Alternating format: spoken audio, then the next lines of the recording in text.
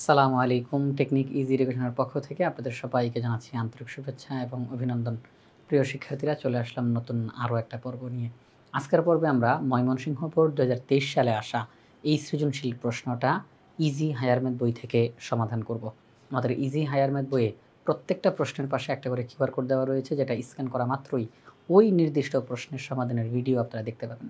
এটা আপনাদের জন্য অনেক বেশি উপকারী হবে, তাই আশা করব সবাই ইজি হায়ার ম্যাথ বইটি সংগ্রহ করে ফেলবেন ইনশাআল্লাহ। ময়মনসিংহ বোর্ড 2023 সালে আসা এই সৃজনশীল প্রশ্নটার উদ্দীপকে কিছু তথ্য দেওয়া রয়েছে। প্রথম তথ্য, ঘটনা 1, একটি ছক্কা এবং দুটি মুদ্রা নিক্ষেপ করা হলো। একটি ছক্কা এবং দুটি মুদ্রা নিক্ষেপ করা হলো, এটা ঘটনা 1। এরপরে ঘটনা 2, একজন শিক্ষার্থী 31, 32, 33 ...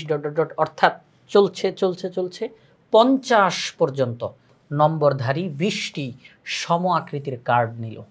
একজন শিক্ষার্থী 20টি সম আকৃতির মানে একই সাইজের কার্ড নিল। একটা কার্ডের গায়ে 31 লেখা, আরেকটা কার্ডের গায়ে 32, আরেকটা কার্ডের গায়ে 33, এইভাবে করে ধারাবাহিকভাবে লেখা 50 পর্যন্ত লেখা আছে। কার্ড কয়টা? 20টা। একটা কার্ডে 31 লেখা, আরেকটা কার্ডে 32, আরেকটা কার্ডে 33, এইভাবে করে সিরিয়াল বাই সিরিয়াল চলতে চলতে একটা কার্ডে 48, একটা কার্ডে 49, একটা কার্ডে 50, এই 20টা কার্ড সে নিল। এই হচ্ছে উদ্দীপকে দেওয়া তথ্য। এই তথ্যের আলোকে আমাদেরকে সৃজনশীল প্রশ্নটির সমাধান করতে হবে। সবার প্রথমে আমরা ক নম্বর প্রশ্নের দিকে তাকাই। এখানে বলা হলো 32 মিনিট 4 সেকেন্ড। এই যে এখানে যে দাগ দেওয়া না, এই দাগ দেওয়া যখন একটা দাগ থাকে তখন আমরা তাকে বলি মিনিট, যখন দুইটা দাগ থাকে তাকে আমরা বলি সেকেন্ড। এই যে যখন ছোট্ট একটা এই যে ডিগ্রি, এটাকে বলা হয় ডিগ্রি, ছোট্ট একটা গোল, এটাকে বলা হবে ডিগ্রি। যখন আমি একটা এরকম কমার মতো দিব এটাকে বলা হবে মিনিট। যখন আমি দুইটা কমা পাশাপাশি দিব তখন এটাকে বলা হবে সেকেন্ড। তাহলে ডিগ্রি, মিনিট, সেকেন্ড। আমাদেরকে এখানের মধ্যে 32 মিনিট 4 সেকেন্ড এই যে সংখ্যাটা, এটাকে রেডিয়ানে প্রকাশ করার জন্য বলা হচ্ছে যে এই সংখ্যাটিকে রেডিয়ানে প্রকাশ করো। এটা ডিগ্রিতে আছে, রেডিয়ানে প্রকাশ করো। ডিগ্রিতে আছে বলতে কি, ডিগ্রি, মিনিট, সেকেন্ড এরা সব একই ক্যাটাগরির। ডিগ্রি, মিনিট, সেকেন্ড এরা সব একই ক্যাটাগরির। আমাদেরকে এই ক্যাটাগরি থেকে রেডিয়ানে যাইতে বলা হচ্ছে। তাহলে আমরা এখন ক নম্বর প্রশ্নটার সমাধান সবার প্রথমে করে ফেলবো। প্রথমে একটু বলে নিতে চাই, এই যে 32 মিনিট 4 সেকেন্ড পুরোটা কিন্তু একত্রিতভাবে আছে।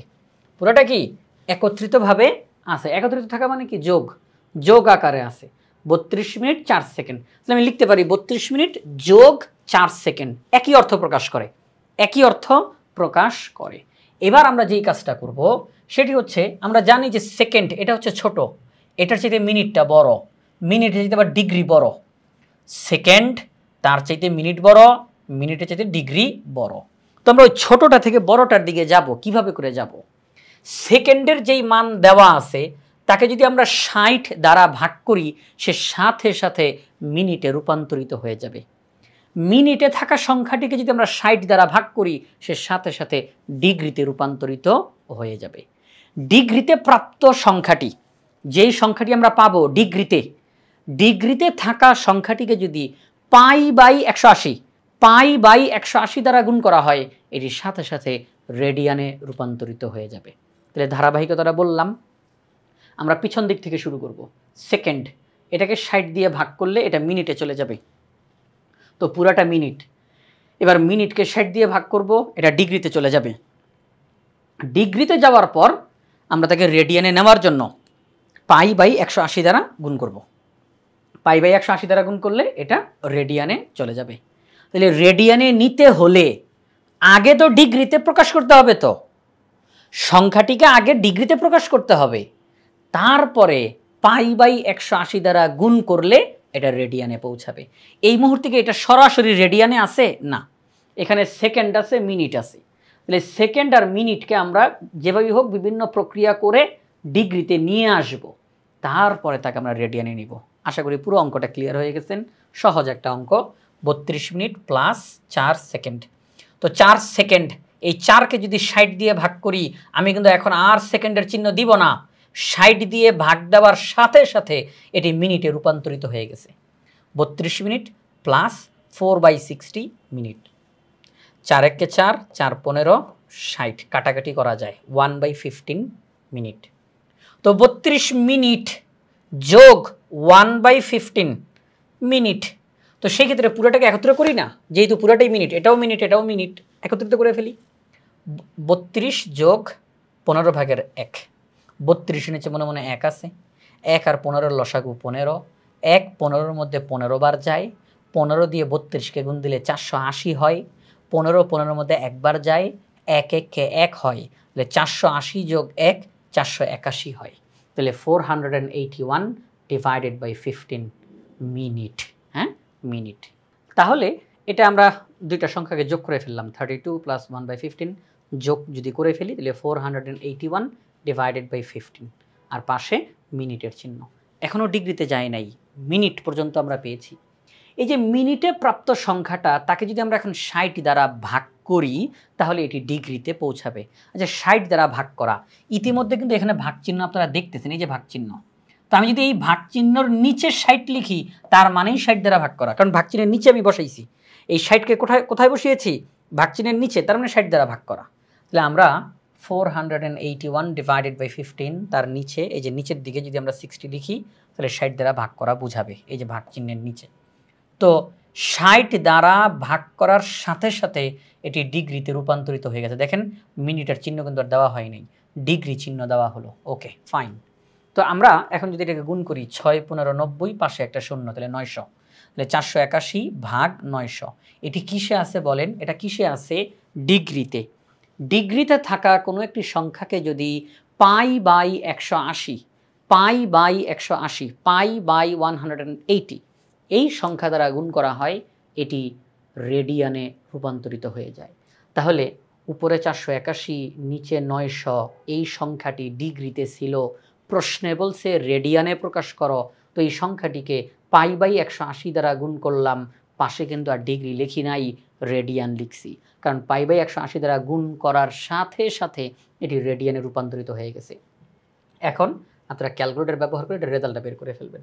এখানে পাই বলতে 3.1416, হ্যাঁ 3.1416, তার সাথে 481 গুণ দিবেন, এবার তাকে ভাগ করবেন 900 গুণ 180 দ্বারা। এই যে দেখেন, আপনারা অঙ্কটা করবেন কি ক্যালকুলেটরের মধ্যে, 480 গুণ পাই, ঠিক আছে, ভাগ 900 গুণ 180, মানে উপরে উপরে গুণ, নিচে নিচে গুণ, আর মাঝখানে হচ্ছে ভাগ চিহ্ন। তাহলে 481-র সাথে পাই গুণ, 900-র সাথে 180 গুণ, আর মাঝখানে ভাগ চিহ্ন, মাঝখানে ভাগ চিহ্ন, ঠিক আছে। তো এই হচ্ছে বিষয়। তাহলে আপনার সামনে রেজাল্ট হিসাবে এই সংখ্যাটি চলে আসবে, রেজাল্ট হিসেবে এই সংখ্যাটি চলে আসবে। তো আমি যদি আপনাদেরকে করে দেখানোর চেষ্টা করি, তো দেখেন যেই বিষয়, আমরা 481 গুণ 3.1416 ভাগ 900 গুণ 180, ঠিক আপনাদেরকে যেইভাবে করে দেখিয়েছি, হ্যাঁ যেইভাবে করে আপনাদেরকে দেখিয়েছি, তাহলে এই দেখেন রেজাল্ট আসলো 481 গুণ পাই, পাইয়ের মান কত? 3.1416, পাই ভাগ 900 গুণ 180, তাহলে রেজাল্ট হিসেবে 0.009327, এরপরে আরও অনেক সংখ্যা, 7 8, অনেক সংখ্যা আসবে, কারণ পাইয়ের মান তো একটা অমূলক সংখ্যা, এছাড়াও ভাগ করব, এর রেজাল্ট চলতেই থাকবে চলতেই থাকবে। তো যেই বিষয়, এটা রেজাল্ট আমরা যদি 0.009327 পর্যন্ত নেই, কারণ 8-এর পরের সংখ্যাটা যেহেতু 5-এর চেয়ে ছোট, 1 তো আর যোগ করতে হবে না, 8 পর্যন্ত নিব আমরা, কারণ আমরা যেই পর্যন্ত থামবো তার পরের অঙ্কটা 5 বা 5-এর বড় হইলে 1 যোগ করে থামতে হবে। তো 8-এর পরে 3 আছে, তো এটা তো আর 5 বা 5-এর বড় না, তো আমরা 1 যোগ করতে হবে না, তো 8 পর্যন্ত থামাই দিব, 0.009327। আপনি তাহলে আরও কমও নিতে পারেন, এখানে কোনো বাধা নাই, হ্যাঁ এখানে কোনো বাধা নাই, কোনো বিধিনিষেধ নাই। এখানে লিখলাম 0.009327 রেডিয়ান, পাশে লিখে দিলাম প্রায়, কারণ আপনারা দেখেছেন যে এটার রেজাল্ট চলমান, অনেক বড় রেজাল্ট, অনেক এই জন্য আমরা যেহেতু থেমে গেছি, পাশে লিখে দিলাম প্রায়। তাহলে আমাদের ক নাম্বার প্রশ্নের সমাধান করা হয়ে গেল। আমরা এখন খ নাম্বার প্রশ্নের সমাধানে যাব। তো খ নাম্বার প্রশ্নে বলা হয়েছে, ঘটনা 1-এর প্রবাবিলিটি ট্রি অঙ্কন করো এবং নমুনা ক্ষেত্রটি লেখো। উদ্দীপকের মধ্যে ঘটনা 1, এখানে বলা হয়েছে একটি ছক্কা এবং 2টি মুদ্রা নিক্ষেপ করা হলো। এই ঘটনা 1-এর প্রবাবিলিটি ট্রি অঙ্কন করো এবং নমুনা ক্ষেত্রটি লেখো। তাহলে চলেন আমরা প্রবাবিলিটি ট্রি অঙ্কন করি এবং নমুনা ক্ষেত্রটি লিখি। এটা অনেক লম্বা হবে, হ্যাঁ, কিছু করার নাই, হ্যাঁ, কিছু করার নাই। আমি আগে একটু ছোট করে দেখাই, পুরাটা আগে একটু ছোট্ট করে দেখাই নিই আপনাদেরকে।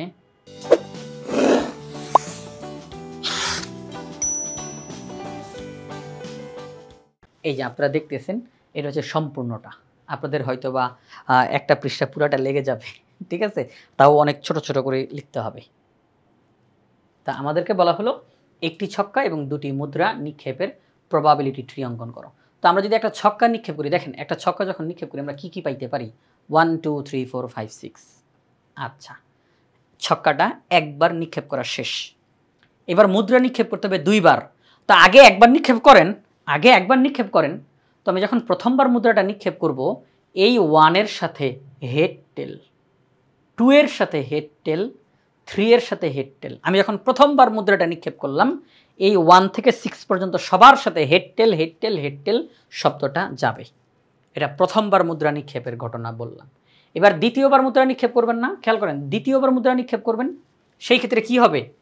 প্রথমবার মুদ্রা নিক্ষেপের ফলে যে হেড, তার পাশে দ্বিতীয়বারের হেড টেল, প্রথমবারের ওই যে 1 এর সাথে যে টেল, তার সাথে হেড টেল, 2 এর সাথে হেড, তার সাথে হেড টেল, 2 এর সাথে টেল, তার সাথে হেড টেল। অর্থাৎ সহজ কথা, এই প্রত্যেকটা অক্ষরের সাথে আবার হেড টেল করে লিখবেন, প্রত্যেকটা অক্ষরের সাথে হেড টেল করে লিখবেন, ঠিক আছে? তাহলে আমরা ছক্কা নিক্ষেপ করলে 1 থেকে 6 পর্যন্ত 6টা সংখ্যা লিখব। এবার 1 এর সাথে প্রথমবারের মুদ্রা নিক্ষেপ, 2 এর সাথে প্রথমবারের মুদ্রা নিক্ষেপ, 3 এর সাথে প্রথমবারের মুদ্রা নিক্ষেপ, এইভাবে করে 6 পর্যন্ত। এবার দ্বিতীয়বার মুদ্রা নিক্ষেপ, ওই প্রথম এইচ এর সাথে দ্বিতীয়বারের মুদ্রা নিক্ষেপ, টি এর সাথে দ্বিতীয়বারের মুদ্রা নিক্ষেপ, এইভাবে করে আমরা পুরোটা লিখব। তো এটি হচ্ছে, এবং এই প্রবাবিলিটি ট্রি অঙ্কন করার সময় অবশ্যই পেন্সিল দিয়ে আপনারা এই চিত্রটি আপনারা আঁকবেন। এই যে বক্স করবেন, এটা পুরোটা অবশ্যই পেন্সিল দিয়ে আঁকবেন। চিত্র আঁকতে গেলেই পেন্সিল ব্যবহার করব। আচ্ছা, তাহলে আমরা প্রবাবিলিটি ট্রি অঙ্কন করা শেষ। এখন আমাদেরকে নমুনা ক্ষেত্রটা লিখতে হবে। নমুনা ক্ষেত্রটা সহজ হবে, হ্যাঁ, কঠিন হবে না, সহজ হবে।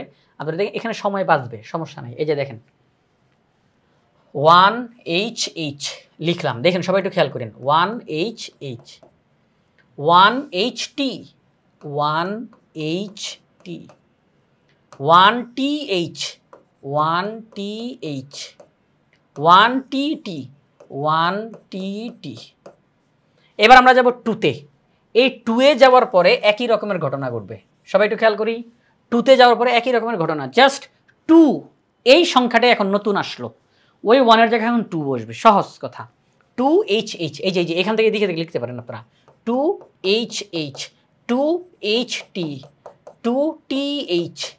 অর্থাৎ আপনাকে এখানে এসে এই যে এরকম কলম ঘুরাইতে হবে না, কোনটার সাথে কোনটা গেল, কোনটার সাথে কোনটা না, ওই আগেরটার মতোই। 2TH, তারপরে 2TT, 3HH, 3HT, 3TH, 3TT। এইভাবে করে আপনারা লিখবেন, বাকিগুলো লিখবেন।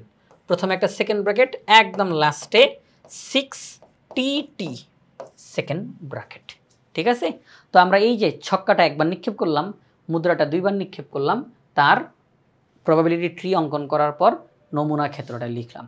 এই যে আপনারা সেই নমুনা ক্ষেত্রটা দেখতে পাচ্ছেন, এই যে সম্পূর্ণ নমুনা ক্ষেত্রটা। নমুনা ক্ষেত্র হচ্ছে সবগুলো নমুনা বিন্দুকে পাশাপাশি কমা চিহ্নের মাধ্যমে লিখে শুরুতে একটা সেকেন্ড ব্র্যাকেট, শেষে একটা সেকেন্ড ব্র্যাকেট।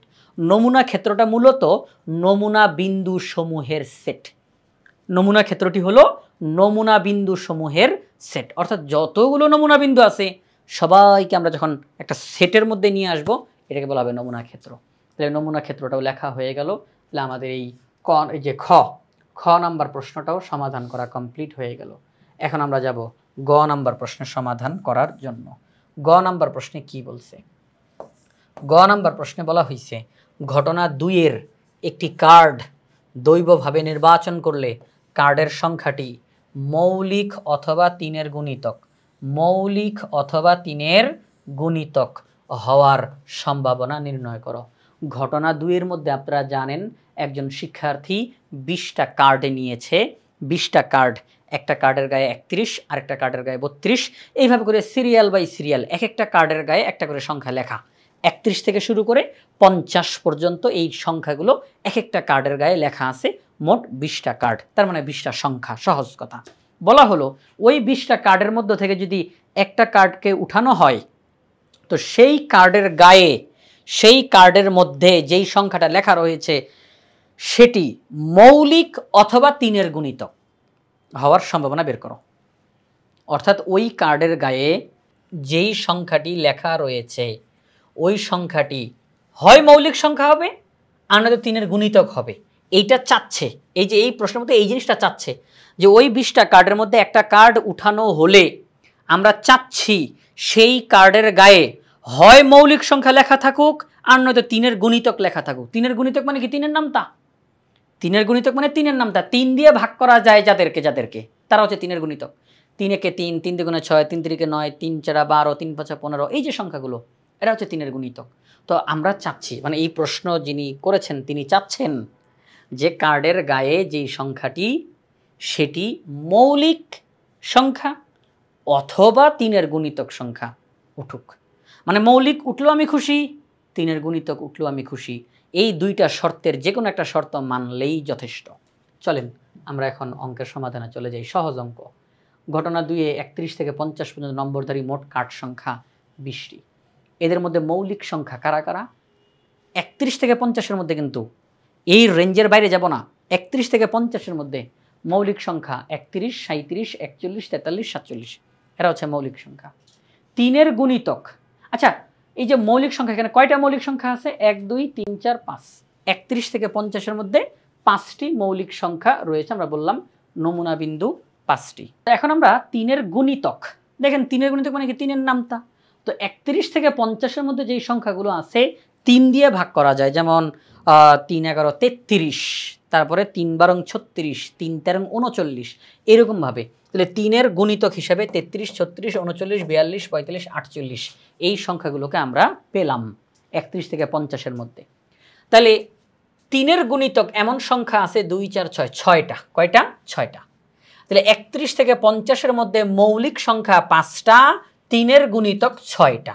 ওকে, এইবার আমরা দেখব যে এখানে মৌলিক এবং 3-এর গুণিতক মানে দুইটাই কমন, হ্যাঁ কমন, এমন কোনো সংখ্যা আছে কিনা, মানে মৌলিকও আবার 3-এর গুণিতকও এমন কোনো সংখ্যা আছে কিনা।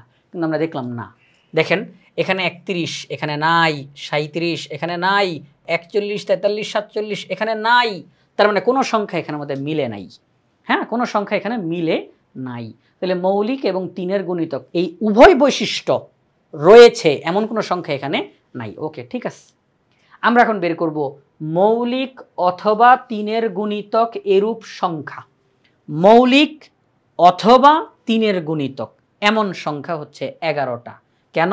কারণ আমরা চাচ্ছি যেই কার্ডটা আমরা উঠাবো সেই কার্ডের গায়ে মৌলিক সংখ্যা লেখা থাকলেও যথেষ্ট, 3-এর গুণিতক লেখা থাকলেও যথেষ্ট। এই দুইটা শর্তের একটা মানলেই হবে।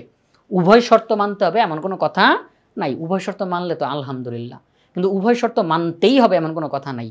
আর এই অঙ্কের মধ্যে উভয় শর্ত মানে এমন কোনো সংখ্যাও নাই। এই যে দেখেন, এই যে উভয় শর্ত মেনেছে এমন কোনো সংখ্যাও নাই। তাহলে দুইটা শর্তই আলাদা আলাদাভাবে মেনেছে কারা কারা? ওই 5টা সংখ্যা মৌলিক আর এই 6টা সংখ্যা 3-এর গুণিতক। তাহলে ওই 5টা আর এই 6টা মোট 11টা। এই 11টা সংখ্যার কোনো একটা সংখ্যা যদি ওই কার্ডের মধ্যে উঠে তাহলেই যথেষ্ট।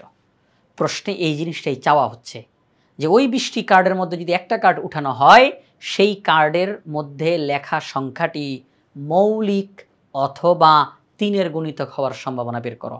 তার মানে ওই 5টা আর এই 6টা মোট 11টা, 20টা সংখ্যার মধ্যে এই 11টার মধ্যে একটা না একটা উঠুক। আমি 20টার 20টা চাই না, 20টার মধ্যে এই 11টার মধ্যে আমার টার্গেট। আমি চাচ্ছি এই 11টার মধ্যে একটা সংখ্যা উঠুক। এই 11টার মধ্যে একটা সংখ্যা উঠলেই আমি বলতে পারবো মৌলিক অথবা 3-এর গুণিতক উঠেছে। তাহলে আমরা এখন সর্বশেষ কথাটা লিখে ফেলবো। সংখ্যাটি মৌলিক অথবা 3-এর গুণিতক হওয়ার সম্ভাবনা হলো, মোট সংখ্যা হচ্ছে 20টি আর মৌলিক অথবা 3-এর গুণিতক হচ্ছে 11টি। তাহলে 11/20 এটি হচ্ছে এই অঙ্কের ফলাফল। এটি হচ্ছে এই অঙ্কের ফলাফল। এই যে 11/20 শব্দটা এখানে চলে আসছে, সমস্যা নেই, এটা ওখানের মধ্যে বসবে। তাহলে আমাদের এই গ নাম্বার অঙ্কে যেই প্রশ্নটা তারা জিজ্ঞাসা করেছে আমাদেরকে, ঘটনা 2 এর একটি কার্ড দৈবভাবে নির্বাচন করলে কার্ডের সংখ্যাটি মৌলিক অথবা 3-এর গুণিতক হওয়ার সম্ভাবনা বের করো। তাহলে ফলাফল কত? 11/20। কারণ নিচে বসে সমগ্র ফলাফল, শর্ত মানুক না মানুক সবাই নিচে বসবে। তাহলে মোট সংখ্যা আছে 20টা, তাহলে নিচে বসবে 20। আর উপরে বসবে অনুকূল ফলাফল। অনুকূল ফলাফল মানে কি? শর্ত মেনেছে যারা যারা। তাহলে 11টা সংখ্যা শর্ত মেনেছে, তাহলে 11 বসবে উপরে। তাহলে ফলাফল কত? 11/20। এটি হচ্ছে গ নাম্বার প্রশ্নের সমাধান। তো প্রিয় শিক্ষার্থীরা, ময়মনসিংহ বোর্ড 2023 সালে আসা এই সৃজনশীল প্রশ্নটা আমরা ইজি হায়ার ম্যাথ বই থেকে সমাধান করলাম। আমাদের ইজি হায়ার ম্যাথ বইয়ে প্রত্যেকটা প্রশ্নের পাশে একটা করে কিউআর কোড দেওয়া রয়েছে। স্ক্যান করা মাত্র ওই নির্দিষ্ট প্রশ্নের সমাধানের ভিডিও আপনারা দেখতে পাবেন। এটা আপনাদের জন্য অনেক বেশি উপকারী হবে। তাই আশা করব সবাই ইজি হায়ার ম্যাথ বইটি সংগ্রহ করে ফেলবেন ইনশাআল্লাহ।